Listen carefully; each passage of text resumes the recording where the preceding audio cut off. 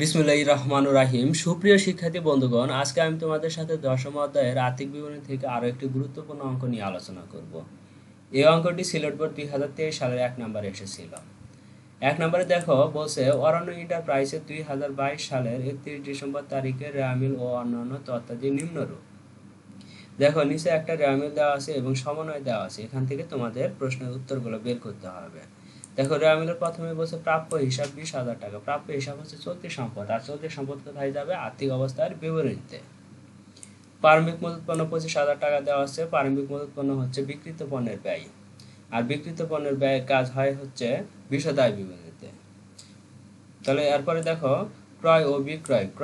ক্রয় যাবে বিক্রিত পণ্যের ব্যয়ের মধ্যে এবং বিক্রয় যাবে নিট বিক্রয়ের মধ্যে। বেতন দেওয়া আছে, বেতন হলো পরিচালন ব্যয়। ফেরত দেওয়া আছে, দেখো ফেরতের টাকা হচ্ছে দুইটা দেওয়া আছে, একটা ডেবিট পাশে 3,000 টাকা আর ক্রেডিট পাশে দেওয়া আছে 6,150 টাকা। তাহলে ডেবিট পাশে যে টাকাটা দেওয়া আছে এটা হচ্ছে বিক্রয় ফেরত, আর ক্রেডিট পাশে যে টাকাটা দেওয়া আছে এটা হচ্ছে ক্রয় ফেরত। এরপরে বলছে বিমা সালামি কত? 750 টাকা, এটা হলো পরিচালন ব্যয়। মণিহারি পরিচালন ব্যয়। পরিবহন খরচ, এটা কি? এটা হচ্ছে বিক্রিত পণ্যের ব্যয়। মনে রাখবা সবসময় প্রত্যক্ষ যে ব্যয়গুলো আছে সেগুলো যাবে বিক্রিত পণ্যের ব্যয়ের মধ্যে, আর পরোক্ষ যে ব্যয়গুলো আছে সেগুলো যাবে পরিচালন ব্যয়ের মধ্যে। তাহলে পরিবহন খরচ এটা প্রত্যক্ষ ব্যয়, তাহলে কোথায় যাবে? বিক্রিত পণ্যের ব্যয়ের মধ্যে যাবে। এরপর দেখো দেওয়া আছে বিজ্ঞাপন খরচ 4 বছরের জন্য। বিজ্ঞাপন খরচ দেওয়া আছে 2800 টাকা। কয় বছরে? 4 বছরের জন্য। কিন্তু আমরা এখানে অঙ্ক করতেছি 2022 সালে 31 ডিসেম্বর তারিখের, অর্থাৎ 1 বছরের অঙ্ক। তাহলে বাকি 3 বছর হচ্ছে বিলম্বিত বিজ্ঞাপন, আর এই বিজ্ঞাপন খরচ থেকে বিলম্বিত বিজ্ঞাপনটা বাদ দিলে অবশিষ্ট টাকাটাই কি? বিজ্ঞাপন খরচ, এটা পরিচালন ব্যয়ের মধ্যে যাবে, আর বিলম্বিত বিজ্ঞাপন যাবে আর্থিক অবস্থার বিবরণীতে। এরপর দেখো দেওয়া আছে পাট্টা প্রাপ্তি, এটা অন্যান্য আয়ের মধ্যে যাবে। অনাদায়ী পাওনা সঞ্চিতি। অনাদায়ী পাওনা সঞ্চিতি কত টাকা দেওয়া আছে? 1600 টাকা। অনাদায়ী পাওনা সঞ্চিতির রেয়ামিলের ভেতর যেটা দেওয়া থাকে এটা হচ্ছে পুরাতন অনাদায়ী পাওনা সঞ্চিতি অথবা পুরাতন কুঋণ সঞ্চিতি। অনাদায়ী পাওনা সঞ্চিতি আর কুঋণ সঞ্চিতি কিন্তু একই কথা। তাহলে এই অনাদায়ী পাওনা সঞ্চিতি যেটা পুরাতন, এটা কি? পরিচালন ব্যয় থেকে বাদ যাবে। আর যদি কোনো নতুন অনাদায়ী সঞ্চিতি থাকে সেটা প্রথমে লিখবো, তারপরে এখান থেকে সর্বশেষে পুরাতন অনাদায়ী পাওনা সঞ্চিতিটা বাদ দিব। তাহলে এগুলো অনাদায়ী পাওনা অথবা অনাদায়ী পাওনা সঞ্চিতি অথবা কুঋণ পাওনা সঞ্চিতি, এগুলো হচ্ছে পরিচালন ব্যয়ের মধ্যে কাজ হবে। এরপর দেখো বলছে 10% বিনিয়োগ 1/7/2022 তারিখ। তাহলে এখানে বিনিয়োগ দেওয়া আছে 20,000 টাকা। এখানে আবার পার্সেন্টেজের কথা বলছে, ব্র্যাকেটে আবার তারিখ দিয়ে দিয়েছে। তাহলে এখানে কোনো কিছুর আগে যদি পার্সেন্টেজ এরকম দেওয়া থাকে সেটা সমন্বয়ের মতো কাজ হবে, আর সমন্বয়ের কাজ কিন্তু সর্বনিম্ন 2 জায়গাতে হয়। তাহলে এখানে বলছি কি 10% বিনিয়োগ 1/7/2022, আমরা অঙ্ক করতেছি 31 ডিসেম্বর। তাহলে 6 মাসের এখানে বিনিয়োগের সুদ দিতে হবে। এই বিনিয়োগের সুদ একবার যাবে অন্যান্য আয়ের মধ্যে, আর একবার যাবে আর্থিক অবস্থার বিবরণীতে চলতি সম্পদের মধ্যে। এরপর দেখো বলছে জলযান ভাড়া কত? 2,000 টাকা। এটা হচ্ছে প্রত্যক্ষ ব্যয়, এটা যাবে বিক্রিত পণ্যের ব্যয়ের মধ্যে। ব্যাংক জমা অতিরিক্ত, এটা চলতি দায়, এটা যাবে আর্থিক অবস্থার বিবরণীতে। দেখো নিচে বলছে অন্যান্য তথ্যাদি অথবা এটা সমন্বয়। তাহলে সমন্বয়ের 1 নম্বরে বলছে সমাপনী মজুত পণ্যের মূল্য 15,000 টাকা। সমাপনী মজুত পণ্যের মূল্য এটা হচ্ছে চলতি সম্পদ, এটা বিক্রিত পণ্যের ব্যয় থেকে একবার বাদ যাবে, আর একবার আর্থিক অবস্থার বিবরণীতে চলতি সম্পদের সাথে কাজ হবে। 2 নম্বর সমন্বয়ে বলছে ধারে 10,000 টাকার পণ্য বিক্রয়, এটা হলো অলিখিত বিক্রয়। এই অলিখিত বিক্রয় একবার বিক্রয়ের সাথে যোগ হবে, আর একবার দেনাদার অথবা প্রাপ্য হিসাবের সাথে যোগ হবে। এরপর দেখো 3 নম্বর সমন্বয়ে বলছে অব্যবহৃত মণিহারির মূল্য 300 টাকা। এই অব্যবহৃত মণিহারি এখানে এই মণিহারি থেকে বাদ যাবে, অর্থাৎ রেয়ামিলে যে মণিহারি দেওয়া আছে সেখান থেকে এই অব্যবহৃত মণিহারি বাদ দিতে হবে, এটা আবার চলতি সম্পদের মধ্যে যাবে। এরপর দেখো 4 নম্বর সমন্বয়ে বলছে প্রাপ্য হিসাবের উপর 5% অনাদায়ী পাওনা সঞ্চিতি ধার্য করতে হবে। তাহলে সমন্বয়ে যে অনাদায়ী পাওনা সঞ্চিতি থাকে অথবা অনাদায়ী পাওনা থাকে এগুলো হচ্ছে নতুন অনাদায়ী পাওনা অথবা নতুন অনাদায়ী পাওনা সঞ্চিতি। তাহলে এখানে দেখো তোমার প্রাপ্য হিসাবের উপর 5% অনাদায়ী পাওনা সঞ্চিতি ধার্য করতে বলছে। এটা হচ্ছে নতুন অনাদায়ী পাওনা সঞ্চিতি। এই নতুন অনাদায়ী পাওনা সঞ্চিতি থেকে তোমার এই পুরাতন অনাদায়ী পাওনা সঞ্চিতিটা বাদ দিতে হবে পরিচালন ব্যয়ের মধ্যে। দেখো ক নম্বর প্রশ্ন বলছে প্রকৃত প্রাপ্য হিসাবের পরিমাণ নির্ণয় করো। খ নম্বরে বলছে উপযুক্ত তথ্য থেকে বিশদ আয় বিবরণীর মাধ্যমে মোট মুনাফা বা ক্ষতি নির্ণয় করো। তাহলে এটা বিশদ আয় বিবরণী আংশিক করতে হবে, কারণ অর্ধেক করতে বলছে, মোট মুনাফা বা ক্ষতি করতে বলছে। এরপর দেখো গ নম্বরে বলছে বছর শেষে অরণ্য এন্টারপ্রাইজের মোট মুনাফা 1,52,000 টাকা ধরে বিশদ আয় বিবরণীর মাধ্যমে নিট মুনাফা বা ক্ষতি নির্ণয় করো। তাহলে বিশদ আয় বিবরণীর একটা অংশ অর্থাৎ মোট মুনাফা বা ক্ষতি খ নম্বরে নির্ণয় করতে বলছে, আর গ নম্বরে বলছে নিট মুনাফা বা ক্ষতি নির্ণয় করতে বলছে। তাহলে গ নম্বর এটাও কিন্তু বিশদ আয় বিবরণীর আংশিক অর্থাৎ অর্ধেক অংশ। এখন আসো ক নম্বরের আনসার কেমনে বের হবে। ক নম্বরটা প্রথমে প্রাপ্য হিসাব কত আছে সেটা দেখবো। প্রাপ্য হিসাব আছে 20,000 টাকা, আর এখানে সমন্বয়ে বসে প্রাপ্য হিসাবের উপর 5% অনাদায়ী পাওনা সঞ্চিতি ধরতে হবে, অর্থাৎ নতুন অনাদায়ী পাওনা সঞ্চিতি। এই প্রাপ্য হিসাব থেকে এই নতুন অনাদায়ী পাওনা সঞ্চিতি যোগ করতে হবে। এর আগে আরেকটা কাজ করতে হবে। দেখো 2 নম্বর সমন্বয়ে বলছিল ধারে বিক্রয় 10,000 টাকা, অর্থাৎ অলিখিত বিক্রয়। তাহলে প্রাপ্য হিসাবের সাথে প্রথমে অলিখিত বিক্রয়টা যোগ করব, তারপরে এই নতুন কুরির সঞ্চিতি বা অনাদায়ী পাওনা সঞ্চিতিটা বাদ দিব। দেখো প্রকৃত প্রাপ্য হিসাবের পরিমাণ নির্ণয় বিবরণ টাকা টাকা। প্রাপ্য হিসাব প্রায় মিলে ছিল 20,000 টাকা, আর সমন্বয় ছিল অলিখিত বিক্রয় 10,000 টাকা। তাহলে প্রাপ্য হিসাবের সাথে অলিখিত বিক্রয় প্রথমে যোগ করে নিব, কত হলো 30,000 টাকা। এখান থেকে নতুন কুরির সঞ্চিতি বাদ দিতে হবে। সমন্বয়ে বসছিল প্রাপ্য হিসাবের উপর 5% অনাদায়ী পাওনা সঞ্চিতি ধরতে হবে। তাহলে দেখো মোট প্রাপ্য হিসাব তাহলে কত হলো 30,000 টাকা। এখান থেকে নতুন অনাদায়ী পাওনা সঞ্চিতি যেটা 5% সেটা বাদ দিতে হবে। 30,000-এর 5% কত হয় 1500 টাকা।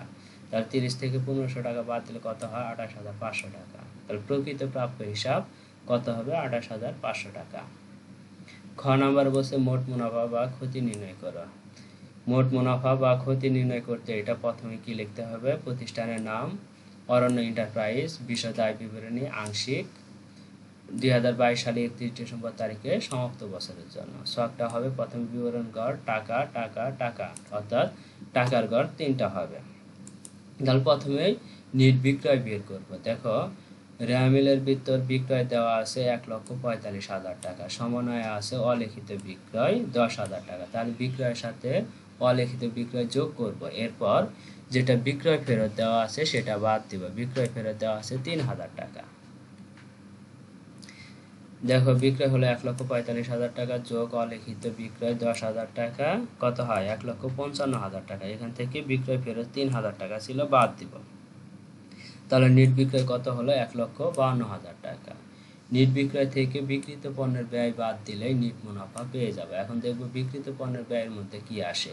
প্রথমে আসবে প্রারম্ভিক মজুত পণ্য। দেখো রেয়ামিলের প্রারম্ভিক মজুত পণ্য কোথায় আছে, প্রারম্ভিক মজুত পণ্য দেওয়া আছে 25,000 টাকা। তাহলে প্রারম্ভিক মজুত পণ্যের সাথে যদি কোনো কাজ না থাকে সেক্ষেত্রে সরাসরি তৃতীয় ঘরে লিখবো। এরপর বের করবো নিট ক্রয়।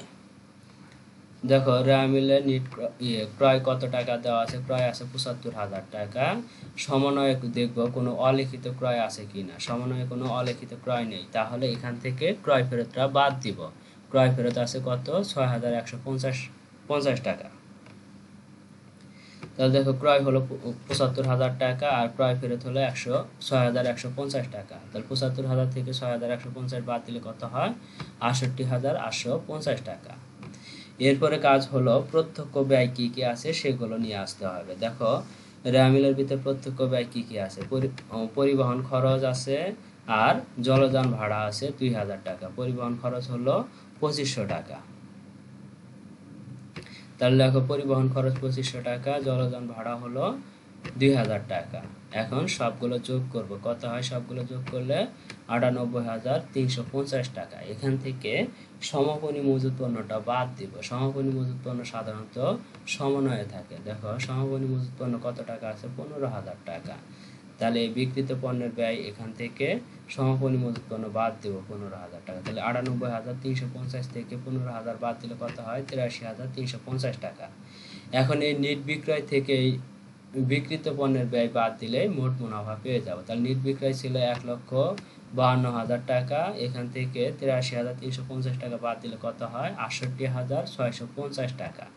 তাহলে মোট মুনাফা কত হলো? 68,650 টাকা। এরপর আসে গ নম্বরে কি বলছে দেখো। গ নম্বরে বলছে বছর শেষে অরণ্য এন্টারপ্রাইজের মোট মুনাফা 1,52,000 টাকা ধরে বিশদ আয় বিবরণের মাধ্যমে নেট মুনাফা বা ক্ষতি নির্ণয় করো। এটা ছক খ নম্বরের মধ্যে হবে। প্রথমে প্রতিষ্ঠানের নাম, এরপর বিশদ আয় বিবরণী আংশিক 2022 সালে 31 ডিসেম্বর তারিখে সমাপ্ত বছরের জন্য বিবরণ টাকার গড় 3টা। তাহলে প্রথমে লিখে নিব মোট মুনাফা। প্রশ্নে প্রদত্ত, প্রশ্নে দেওয়া আছে 1,52,000 টাকা। এটা যদি প্রশ্নে না দেওয়া থাকতো সেক্ষেত্রে আমরা খ নম্বরে যে মোট মুনাফাটা বের হয়েছে সেখান থেকে নিয়ে আসতাম, তখন ব্র্যাকেটে লিখে দিতাম খ হতে প্রাপ্ত। তাহলে মোট মুনাফা থেকে বাদ দেব পরিচালন ব্যয়। রেওয়ামিলের ভিতর দেখো পরিচালন ব্যয় কি কি আছে।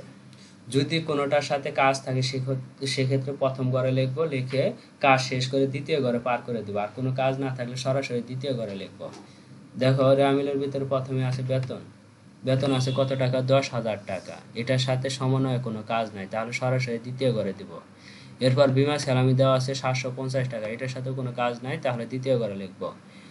মণিহারি দেওয়া আছে 1500 টাকা। মণিহারি কত টাকা দেওয়া আছে? 1500 টাকা। এখানে আবার সমন্বয়ে বলছে অব্যবহৃত মণিহারির মূল্য 300 টাকা। তাহলে এই মণিহারি থেকে এই 300 টাকা কিন্তু বাদ দিতে হবে, অব্যবহৃত মণিহারিটা বাদ দিতে হবে। দেখো বিমা সালামি 10,000 টাকা, দ্বিতীয় ঘরে বেতন 10,000 টাকা, দ্বিতীয় ঘরে বিমা সালামি 750 টাকা দ্বিতীয় ঘরে। মণিহারি ছিল 1500 টাকা। এটার সাথে সমন্বয়ে কাজ আছে বিধায় প্রথম ঘরে লিখছি। বাদ দিব কি? অব্যবহৃত মণিহারি সমন্বয় কত ছিল? 300 টাকা। তার 1500 থেকে 300 টাকা বাদ দিলে কত হয়? 1200 টাকা। এরপর দেখবো আর কি কি আছে। দেখো পরিবহন খরচ, এটা বিক্রিত পণ্যের ব্যয়ের মধ্যে চলে গেছে। বিজ্ঞাপন খরচ, এটা পরিচালন ব্যয়ের মধ্যে আসবে। তাহলে বিজ্ঞাপন খরচ 2800 টাকা। এখানে আবার ব্র্যাকেটে বলছে 4 বছরের জন্য, তাহলে 3 বছরের বিলম্বিত বিজ্ঞাপন। দেখো বিজ্ঞাপন খরচ 2800 টাকা বাদ বিলম্বিত বিজ্ঞাপন 2800 4 দ্বারা ভাগ করব, 3 দ্বারা গুণন করব। অর্থাৎ 4 বছরের যেহেতু দেওয়া আছে, 1 বছরের খরচটা এখানে বিশদ আয় বিবরণের মধ্যে আসবে, বাকিটা হচ্ছে বিলম্বিত, বাকিটা বাদ দিতে হবে। এটা আবার আর্থিক অবস্থার বিবরণীতে কাজ হবে। তাহলে 2800 টাকাকে 4 দ্বারা ভাগ করে 3 দ্বারা গুণন করলে কত হয়? 2100 টাকা। তাহলে 2800 থেকে 2100 টাকা বাদ দিলে কত হয়? 700 টাকা। এরপরে দেখব আর কোনো পরিচালন খরচ আছে কিনা। দেখো অনাদায়ী পাওনা সঞ্চিতি, এটা হচ্ছে পুরাতন অনাদায়ী পাওনা সঞ্চিতি। এর আগে দেখো সমন্বয়ে একটা কাজ আছে, নতুন অনাদায়ী পাওনা সঞ্চিতি আছে 1500 টাকা। এটা আমরা ক নম্বরে বের করে নিছি। তাহলে এই নতুন অনাদায়ী পাওনা সঞ্চিতি থেকে এই পুরাতন অনাদায়ী পাওনা সঞ্চিতি বাদ দিতে হবে। দেখো প্রথমে লিখবো নতুন অনাদায়ী পাওনা সঞ্চিতি, এটা ক নম্বরের রেজাল্টটা বের করছি, তাই লিখবো এখানে ব্র্যাকেটে লিখবো ক হতে প্রাপ্ত কত টাকা? 1500 টাকা। আর এখান থেকে বাদ দেব পুরাতন অনাদায়ী পাওনা সঞ্চিতি ছিল 1600 টাকা।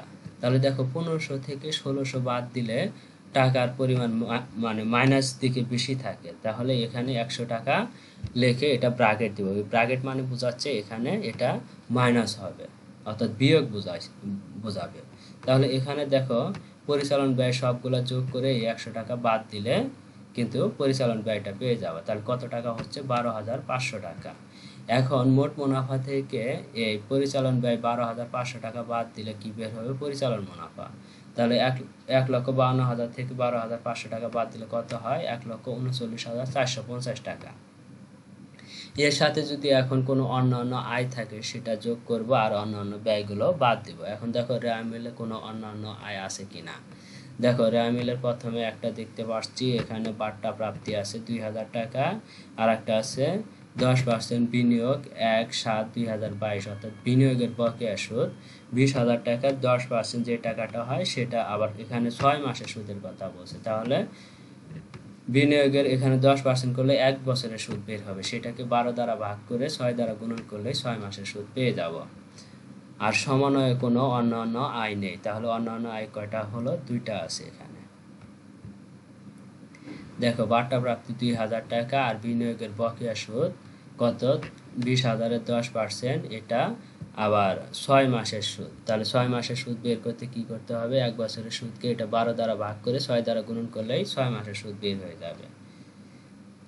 তাহলে 20,000-এর 10% করলে হয় 2,000 টাকা, এটার অর্ধেক হলো 1,000 টাকা।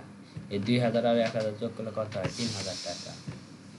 এখন পরিচালন মুনাফার সাথে এই অন্যান্য আয় যোগ করলে বের হবে নিট মুনাফা। আর যদি অন্যান্য ব্যয় থাকতো তাহলে কিন্তু এখান থেকে বাদ দিতাম, যেহেতু অন্যান্য ব্যয় নেই। তাহলে পরিচালন মুনাফা 1,39,450 টাকার সাথে 3,000 টাকা যোগ করলে বের হবে কি নিট মুনাফা। তাহলে নিট মুনাফা কত হলো, 1,42,450 টাকা। আজকের অঙ্ক এই পর্যন্তই। অঙ্ক বুঝতে যদি কোনো অসুবিধা হয় তাহলে অবশ্যই কমেন্টস করে জানাবো।